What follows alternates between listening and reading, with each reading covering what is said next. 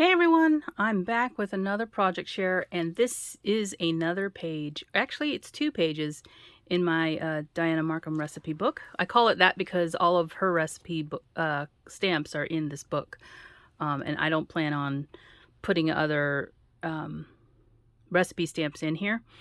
So anyway, if you are playing along with me and creating your own book, please put it under the hashtag so that we can all see your projects, because you can search on a hashtag and find it pretty easily.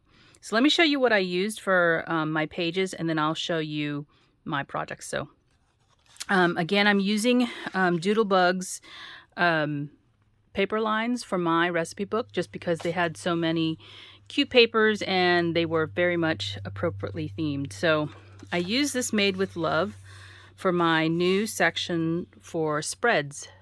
And so that would include like jams and jellies and other things that you can make that you would spread onto something. So this is the Made with Love collection, and this paper is two-sided, the stripes and the flowers, and I use this for my divider. This barbecue double-sided cardstock, so there's this polka dot and then there's this barbecue on the other side. I use this blue.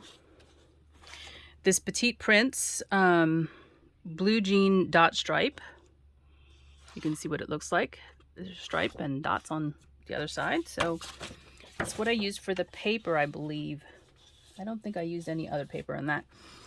This die I used is from Paper Tray Ink. It is the go-to gift card holder book pockets dies.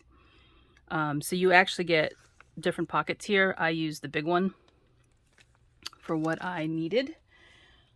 I use these fun size holiday bow dies. I think that's what this one is. This is the size I cut an extra one of these and then I didn't use it. So this is the bow die that I use for my recipe stamp. And then this is the paper that I use. This is Simply Chartreuse from Paper Tray Ink, this color green. Okay, and then I use this die, which I don't know the name of it. It's basically gives you the texture of a grosgrain ribbon without having to use ribbon. So I cut this in the same green paper, and I just used this portion of the die. I didn't use anything else because I didn't need it since I had a different bow. It was just more size and location of the bow that I needed. So I use this Daisy May Designs square cross stitch nesting die set. I use this one, the one that has the tape on it, because this fit the shape of my image. So I use that for a mat. I used this sticker sheet from the barbecue collection, and there was a little jam jar up here. So I used that. You might know which stamp I use now. And then I used this Beetle Black teensy type letter stickers, and I use this for my tab name here. So you can see it says spreads. Okay. So as with all of my other divider pages, I'll show you here. This is the back side of the divider tabs. You can kind of see it. Let me see if I can bring it closer. It's hard to do that because the book is so large now. So that's the back of a divider page. And so I've been putting like stickers so I know that this is the sweet section. This one is, that's got fruit. So this is probably, I don't know what it is. Soups or something. What is it? Salads. Ha! And then there's a spoon for the soups. Can you see that? And then there is a little soda for the drinks. So for this one, I used that Made with Love paper. This is the reverse of that. And if you're interested on how I do the pages, there is another video. There's a playlist on my channel, I've said that before, that talks about how I put this together. I think I even did one in a video, so you'd have to just look through the playlist to find it. Probably towards the beginning of the playlist for my recipe book. Okay. And then let me turn that back so I show you the back side of this. There's a pocket on this side, and this is just constructed with the reverse side of the paper folded over. And then I just glued the bottom and the side and added the little pocket. And there's a little jam jar on the opposite side because I didn't have one of those puffy stickers, the epoxy stickers, because they didn't have one for this. Well, they might have, but I don't have it. So I just used that on the back. This is the last section currently in my book. I can move my pages around. So if I decide I want this to be my first section, I can always move this. That's the beauty of these types of punches, is that they are removable. Like I can remove the page and put it somewhere else in a different order. And that's one of the reasons why I use this, because I thought maybe I'll change my mind later on. Okay, so I made that page, but I also made this page that's in the new section. And let me show you first. I have another set of alcohol markers that I've purchased, and they are a brand called Sketch Marker Pro. Now, they're cheaper than a Copic, and they're about the same size as a Copic in terms of the amount of ink I believe that's in it. But these are they're made in the well, no, they're not made in the Ukraine. They're from a Ukrainian company. Some of their, I guess the ink itself comes from Japan, as well as the nib, I believe. But the body of the marker is made in Ukraine, I believe. But given the situation with Ukraine right now, I don't know how easy it is to get all of the markers.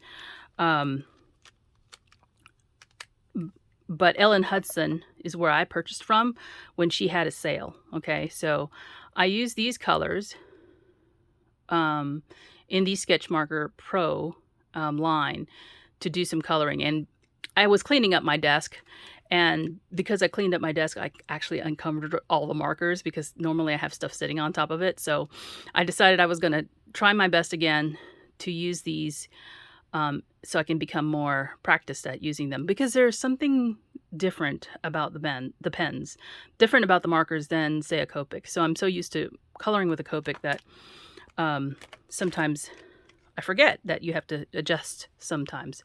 So there is an empty marker in here because I actually had to purchase the ink for it. They didn't have this marker in stock, but they had the ink refill. So I purchased it and made it B93. So because it's empty and it doesn't have a label, I made my own label. It's around the barrel of the pen. So you can see the ink that I put on the top of the marker, so I know it's a blue one. It's only on the one side. But you can see with a, let me just put these down, with a Sketch Marker Brush Pro, this end of the cap is actually the chisel nib. On a Copic, the ring is opposite. So that on a Copic would mean that that's the brush nib. And so I know this is the brush nib for the sketch marker. So I know it's confusing because they call it sketch marker, and I have Copic sketch markers. That's the version I have. Very confusing. I don't know if they intended to do that, but the other part of it is all of the colors I have here.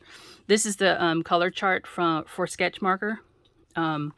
It's actually two-sided, and I even have a piece on this side that's hidden inside this flap. But Ellen Hudson did a marker comparison, so she has all the Copics listed here on the right-hand side, and these are the sketch marker colors. So I didn't color these with my Copics, simply because it would take too much time. But you can see there are some gaps here, like with the yellows, there are quite a few gaps in the color chart where you have a sketch marker color, but you don't have a Copic marker, because there are more colors in this brand of pen than there are with Copics. So I do have the color equivalents. I haven't tried that out, but anyway, those are the colors I use. It doesn't really matter for you if you don't have those markers, but if you're looking to get into this, it is a cheaper alternative to a Copic. So here's my new page. You can see I colored the rhubarb blueberry jam stamp. I cannot speak, with those markers. And so the entire page has, you know, the image, and this is one of the actual reissues. She put the stamp, Dianna Marcum had drawn the stamp out before, and it was on a wood mounted variety. So now that it's in photopolymer, all of us are able to purchase it. Now, this was an open stock a la carte purchase. So if you wanted this stamp, you could pre-order it. I don't know if it's come in yet. They were supposed to come in at the end of July, so it's early August now. So hopefully they've come in and they're starting to ship these out to people who've purchased. But this one was part of the whole strawberry release when they did the jamboree. So you could purchase this one along with a couple of strawberry themed ones and jar themed ones. So I'm happy to have this now because I didn't have this in a wood version. So you can see I used the blues and the reds that she has kind of in the original stamp. She has it as a blue and a red, and it really goes well with the coloring of the two words, rhubarb and blueberry. I didn't make it as dark to be like a blueberry, you know, to be actually the jam color. And I didn't use glossy accents this time on the jar, which I could have. I just chose not to. But you can see here that kind of stuck with the coloring of the original stamp. And I stamped, these came to us as digitals for the design team. So I printed out an additional blueberry cluster here to go inside the middle of this bow. And this bow is the fun size bow that I used from my creative time. And then you can see the grosgrain ribbon, paper ribbon that I used from Paper Tray Ink. So that's the front of my page. And then the back of my page looks like this. This is where the dotted pattern comes in. The other dotted pattern. And there's another recipe card stuck in the pocket here. So if I want to make notes about this jam, I can do that. Or you can substitute, I think even in the recipe it says you can substitute tart. Is that what it says? Tart apples for rhubarb. So if you don't have rhubarb, you can use tart apples instead. And you know, maybe you want to make some notes or something like that for the recipe. This is, I think, this is the one they did in a Facebook Live video. Georgiana actually made this one. So this one actually is one you have to, when you can it, you actually, after you canned it, you have to actually put it back into water and boil. Because it's not a freezer type jam like the strawberry one is. But she showed this in her live video. So if you're curious about how to make this, she showed this live. So if you go into, if you follow AdornIt on Facebook, you'll be able to see them making this jam because she did both of them in one video live. So just a tip for you if you're interested in making the recipe. It looked really good, but I haven't made it myself. So, and I can't right now because we're doing a kitchen remodel, so no kitchen. But anyway, I really had fun coloring this one up. I'm glad to have this new page in my book, and my book is growing because I just added 2 pages. So let's see. That's the back cover. So you could see here that it still has room yet to grow. And the last time I measured it, it was the last page that I put in. So now we are at 1 1 1/4. 1 1/4. Obviously I'm going to have to start, well, there's some things in here that aren't colored yet and I want to color them and put them in, but that's the reason probably why it's as thick as it is. And some of these recipe pages can come out too. So that's the other part of it, is this book is kind of thick because I put some images I want to color and then some extra recipe cards in here, which I can take out so I can make room. But anyway, that is my recipe book so far. If you're interested in the other videos, you can take a look. They're still out on my YouTube channel in a playlist. And thank you for watching. I'll talk to you soon. Bye for now.